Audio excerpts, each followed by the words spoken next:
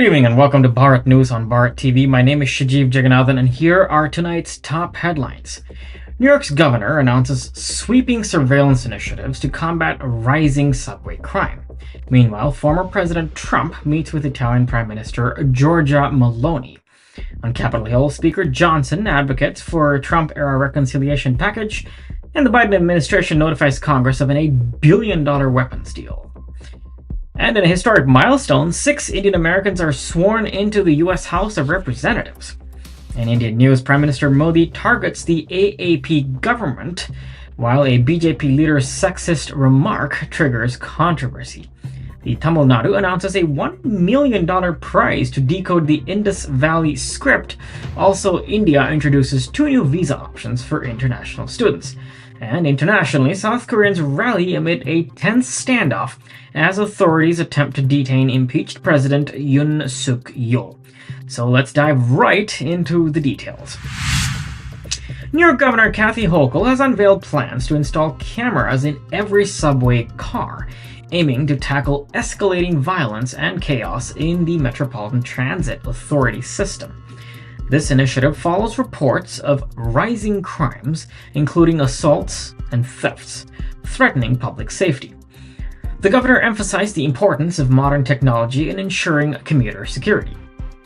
By increasing surveillance, authorities hope to deter potential offenders and respond swiftly to incidents.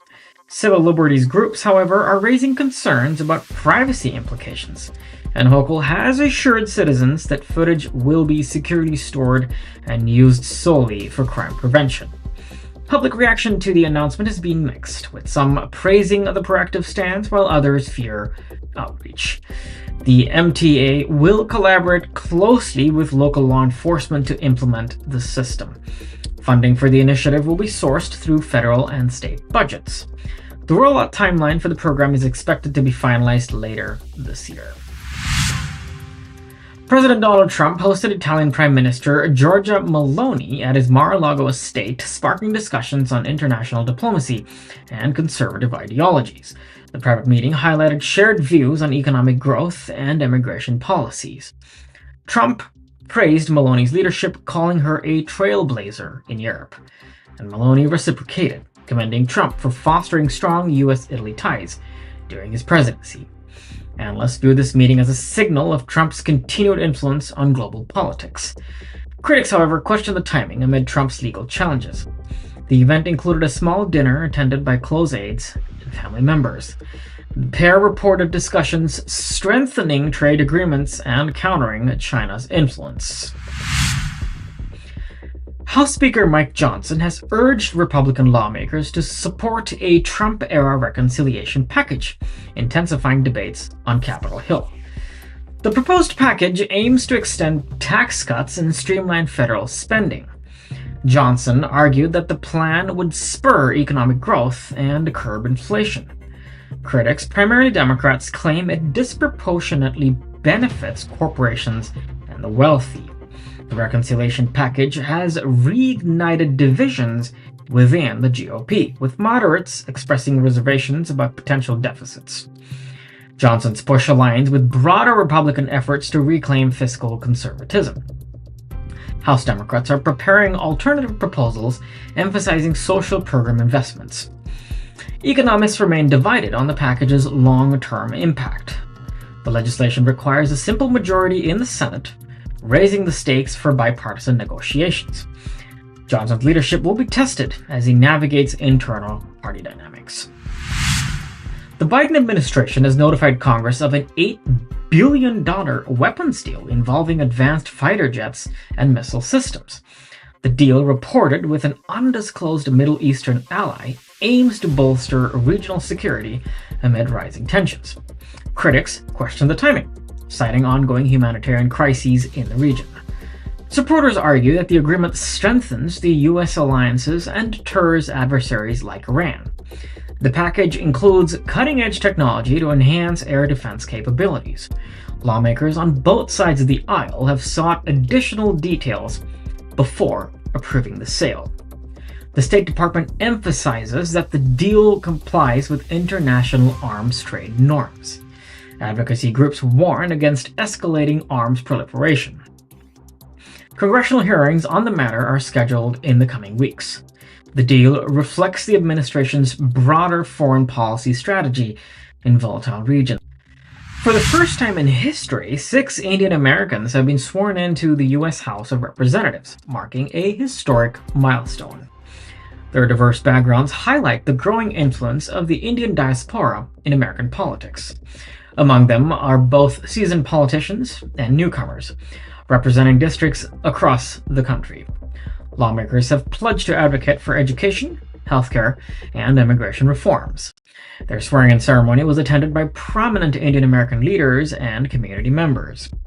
Analysts see this as a testament to the political engagement of minority communities. Prime Minister Modi congratulated the representatives on social media. The event has drawn praise from international observers, emphasizing the inclusivity of U.S. democracy.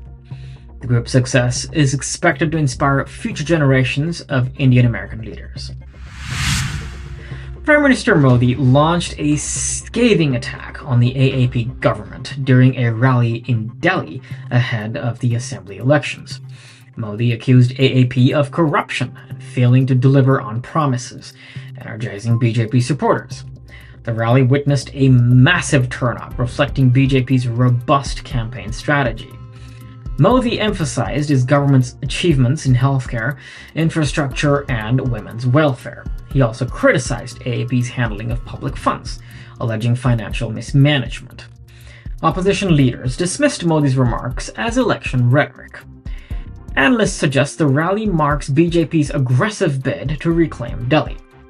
Modi's focus on nationalist themes resonated with the audience, and the speech sets the tone for BJP's campaign in upcoming state elections. The AAP is yet to respond to Modi's allegations. BJP leader Ramesh Bhaduri's sexist remark about congressional leader Priyanka Gandhi has triggered widespread condemnation. The comment made during an election rally was criticized as derogatory and unbecoming of a public official. Opposition leaders have demanded Bhaduri's resignation, calling his words a new low in Indian politics. BJP leadership has yet to issue an official statement fueling public outrage. Activists and women's groups have staged protests, urging political parties to address misogyny. Congress has used this incident to rally support, highlighting gender inequality in politics. The controversy has dominated headlines, overshadowing campaign issues, and analysts believe the remark could impact BJP's image among female voters. Now, legal experts argue that Bhaduri's comments may warrant defamation charges, while Priyanka Gandhi has called for a respectful political discourse. Tamil Nadu Chief Minister M.K. Stalin has announced a $1 million prize for decoding the Indus Valley script, reigniting global interest in the ancient civilization. The initiative aims to encourage breakthroughs in understanding the undeciphered language. Archaeologists and linguists have welcomed the announcement as a landmark step in heritage research. The prize reflects Tamil Nadu's commitment to promoting historical studies, while the state government plans to collaborate with global experts to assess submissions. Decoding the script could unveil insights into trade, governance, and the daily life of the Indus Valley. While critics argue that the prize amount could have been better allocated to other academic initiatives, this announcement has sparked debate about the prioritization of cultural preservation in policymaking, and the initiative underscores India's rich archaeological heritage. India has launched 2 new visa categories, e-student and e-student X, to attract international students. The initiative simplifies the current visa processes and aims to boost India's reputation as a global education hub. Students enrolled in degree programs are eligible for e-student visas, while e-student X caters to short-term courses. The policy supports the government's efforts to internationalize higher education, and universities have praised the move, predicting increased enrollment of foreign students.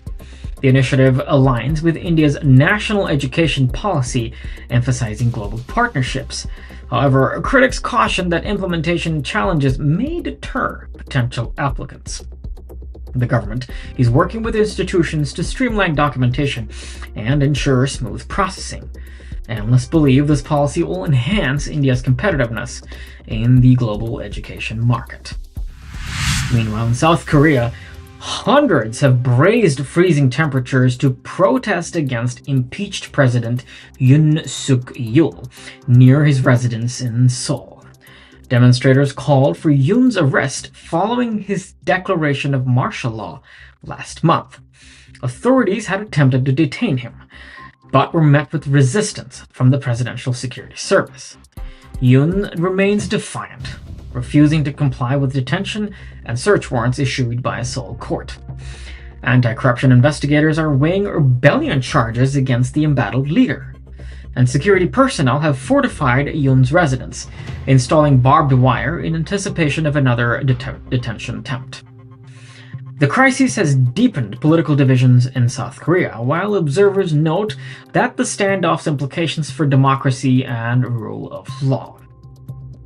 Protests are expected to continue as the warrant's validity expires on Monday. And that concludes tonight's news on Bharat TV. For more news like this and other stories, catch us on social media. My name is Shajiv Jagannathan, signing off for today, and see you next week.